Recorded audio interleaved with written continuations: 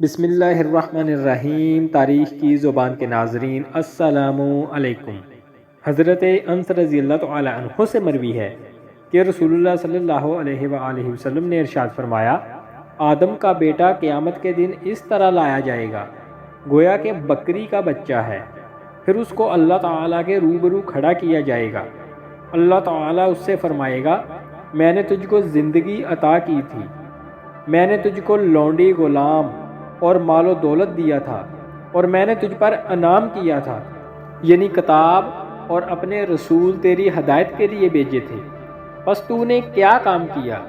آدمی کہے گا، اے پروردگار، میں نے مال کو جمع کیا، اس کو تجارت وغیرہ سے بڑھایا اور اس سے زیادہ دنیا میں اس کو چھوڑ آیا جتنا کہ وہ تھا، مجھ کو دنیا میں پھر بھیج دے کہ میں اپنے سارے مال کو تیرے پاس لے آؤں، یعنی دنیا میں جا کر اس کو خیرات کر دوں۔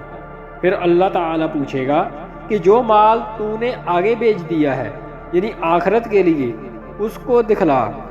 وہ جواب میں کہے گا، اے پروردگار، میں نے مال کو جمع کیا، بڑھایا اور اس سے زیادہ تعداد میں دنیا کے اندر چھوڑ آیا جتنا کہ وہ تھا، تو مجھ کو دنیا میں بھیج دے کہ میں اپنے سارے مال کو تیرے پاس لے آؤں۔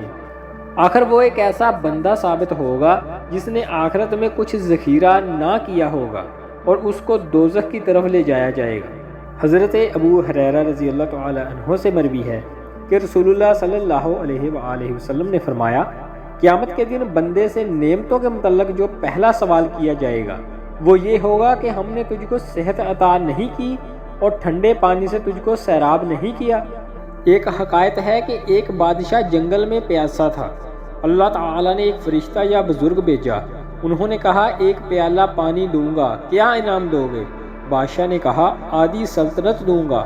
ایک پیالہ پانی پینے کے بعد پھر اس کا پیشاب رک گیا، اس نے کہا، میں علاج کروں گا، کیا دو گے؟ بادشاہ نے کہا، باقی آدھی سلطنت دوں گا۔ پھر جب علاج کر دیا تو کہا کہ لے، اپنا ملک اور اپنی سلطنت کی قیمت پہچان لے، اور اب غرور نہ کرنا۔ سامعین، اللہ تعالیٰ سے دعا ہے کہ ہمیں عمل کی توفیق عطا فرمائے۔ اگر ویڈیو اچھی لگی تو اسے لائک کریں، کمنٹ کریں اور اسے دوستوں سے شیئر ضرور کریں، اور ہمارے اس چینل کو سبسکرائب ضرور کر لیں۔ ملتے ہیں اگلی ویڈیو میں، تب تک کے لیے اللہ نگہبان۔